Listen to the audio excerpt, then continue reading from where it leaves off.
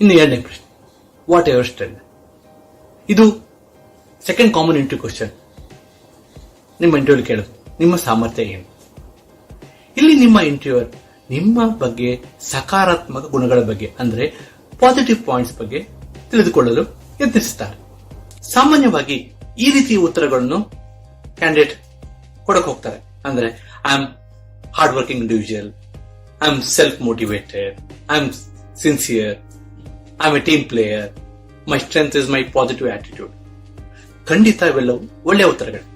ಆದ್ರೆ ಅದನ್ನು ನೀವು ಸಮರ್ಥಿಸಿಕೊಳ್ಳಲು ಆಗದಿದ್ದರೆ ಅಂದ್ರೆ ಜಸ್ಟಿಫೈ ಮಾಡಲಿಲ್ಲ ಅಂದ್ರೆ ನಿಮ್ಮ ಉತ್ತರ ಪರಿಣಾಮಕಾರಿಯಾಗಿರುವುದಿಲ್ಲ.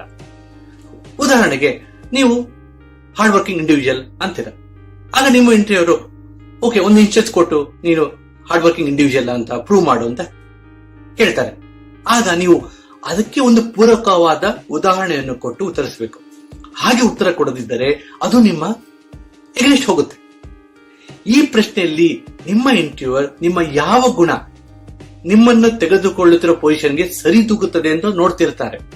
ಉದಾಹರಣೆಗೆ ನಿಮ್ಮ ಇಂಟರ್ವ್ಯೂ ನಿಮಗೆ ವಾಟ್ ಇಸ್ ಯುವರ್ ಸ್ಟ್ರೆಂತ್ ಅಂತ ಕೇಳಿದಾಗ ನೀವು my time management skills are excellent, I am very organised person and I take pride in excelling my work.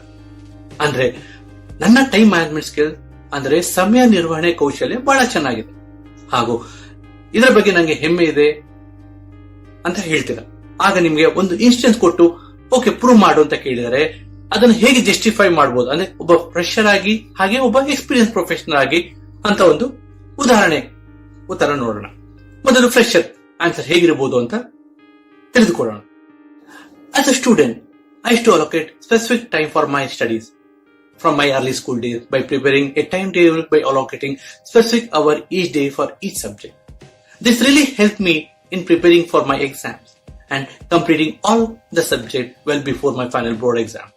This helped me to get good grades and I feel this instance is a perfect example for my time management skill. This practice of time consciousness is there in all work I do. ಇಲ್ಲಿ ನೀವು ಒಬ್ಬ ವಿದ್ಯಾರ್ಥಿಯಾಗಿ ಹೇಗೆ ನಿಮ್ಮ ಸಮಯವನ್ನು ಪ್ರತಿಯೊಂದು ಸಬ್ಜೆಕ್ಟ್ಗೂ ಅಚ್ಚುಕಟ್ಟಾಗಿ ಬಳಸಿ ಅದನ್ನ ನೀವು ಉತ್ತಮ ಅಂಕ ಗಳಿಸಲು ಸಾಧ್ಯವಾಯಿತು ಅಂತ ತಿಳಿಸಿದ್ದೀರಾ. ಇದು ಖಂಡಿತ ಒಂದು ಪರಿಣಾಮಕಾರಿ ಉತ್ತರ. ಯಾಕಂದ್ರೆ ಇದು ನಿಮ್ಮ ಇಂಟರ್ವ್ಯೂ ಖಂಡಿತ ಇಷ್ಟ ಆಗುತ್ತೆ. ಯಾಕಂದ್ರೆ ನಿಮ್ಮ ಲರ್ನಿಂಗ್ ಅಬಿಲಿಟಿ ಆ ಕೆಲಸಕ್ಕೆ ಹೆಲ್ಪ್ ಮಾಡುತ್ತೆ.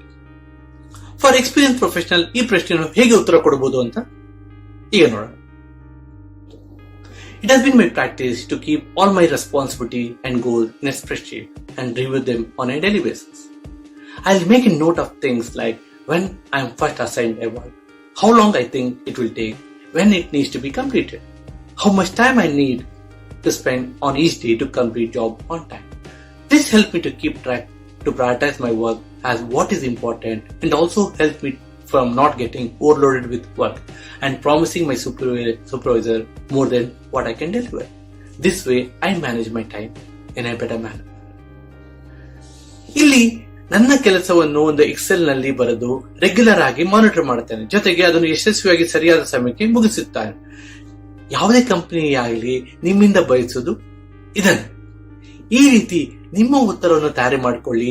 ಬಹಳ ಸಲ ನಿಮಗೆ ಹೇಗೆ ಅಂತ ಕೇಳದಿರಬಹುದು, ಅಕಸ್ಮಾತ್ ಕೇಳಿದರೆ ನೀವು ತಯಾರಾಗಿದ್ದೀರಿ ಅಂದಾಗ ನೀವು ಇಂಥ ಪ್ರಶ್ನೆಯನ್ನು ಧೈರ್ಯವಾಗಿ ಎದುರಿಸಬಹುದು.